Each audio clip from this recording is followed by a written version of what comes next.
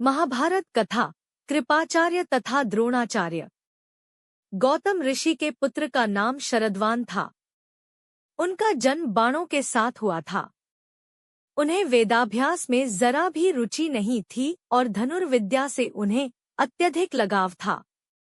वे धनुर्विद्या में इतने निपुण हो गए कि देवराज इंद्र उनसे भयभीत रहने लगे। इंद्र ने उन्हें साधना से डिगाने के लिए नामपदी नामक एक देवकन्या को उनके पास भेज दिया।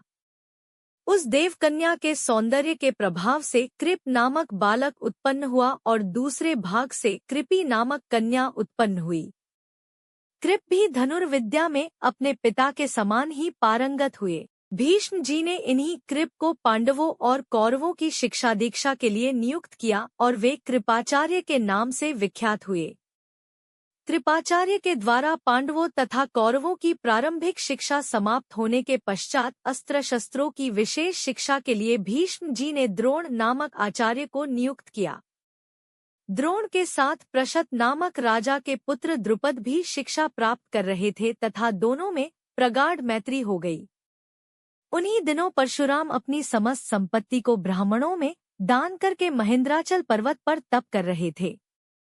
एक बार द्रोण उनके पास पहुंचे और उनसे दान देने का अनुरोध किया। इस पर परशुराम बोले, वत्स तुम विलंब से आए हो, मैंने तो अपना सब कुछ पहले से ही ब्राह्मणों को दान में दे डाला है।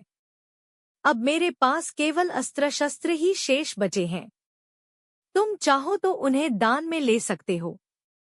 द्रोण यही तो चाहते थे, अतः उन्होंने कहा, हे गुरुदेव, आपके अस्त्र शस्त्र प्राप्त करके मुझे अत्यधिक प्रसन्नता होगी, किंतु आपको मुझे इन अस्त्र शस्त्रों की शिक्षा दीक्षा देनी होगी तथा विधि विधान भी बताना होगा। इस प्रकार परशुराम के शिष्य बनकर द्रोण अस्त्र शस्त्रादि सहित समस्त विद्याओं के अभूतपूर्व ज्ञाता हो गए। शिक्षा प्राप्त करने के पश्चात द्रोण का विवाह कृपाचार्य की बहन कृपी के साथ हो गया। कृपी से उनका एक पुत्र हुआ। उनके उस पुत्र के मुख से जन्म के समय अश्व की ध्वनि निकली, इसलिए उसका नाम अश्वत्थामा रखा गया। किसी प्रकार का राजाश्रय प्राप्त न होने के कारण द्रोण अपनी पत्नी कृपी तथा पुत्र अश्वत्थामा के साथ निर्धनता के साथ रह रहे थे। एक दिन उनका पुत्र अश्वत्थामा दूध पीने के लिए मचल उठा, किंतु अपनी निर्धनता के कारण द्रोण पुत्र के लिए गाय के दूध की व्यवस्था न कर सके। अकस्मात उन्हें अपने बाल्यकाल के मित्र राजा द्रुपद का स्मरण हो आया, जो कि पांचाल देश के नरेश बन चुके थे। द्रोण ने द्रुपद के पास जाकर कहा, मित्र, मैं तुम्हारा सहपाठी रह चुका हूँ। मुझे दूध के लिए एक गाय की आवश्यकता है और तुमसे सहायता प्राप्त करने की अभिलाषा लेकर मैं तुम्हारे पास आया हूँ। इस पर द्रुपद अपनी पुरानी मित्रता को भूलकर तथा स्वयं के नरेश होने के अहंकार के वश में आकर द्रोण पर बिगड़ उठे और कहा, तुम्हें मुझको अपना मित्र बताते हुए लज्जा नहीं आती?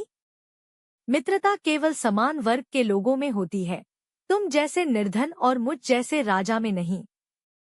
अपमानित होकर द्रोण वहां से लौट आए और कृपाचार्य के घर गुप्त रूप से रहने लगे।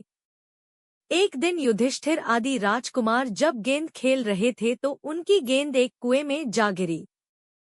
उधर से गुजरते हुए द्रोण से राजकुमारों ने गेंद को कुएं से निकालने लिए सहायता मांगी। द्रोण ने कहा, यदि तुम लोग मेरे तथा मेरे परिवार के लिए भोजन का प्रबंध करो तो मैं तुम्हारा गेंद निकाल दूंगा।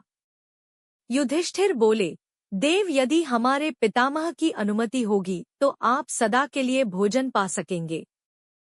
द्रोणाचार्य ने तत्काल एक मुट्ठी सींग लेकर उसे मंत्र से अभिमंत्रित किया और एक सींग से गेंद को छेदा। फिर दूसरे सींग से गेंद में फंसे सींग को छेदा।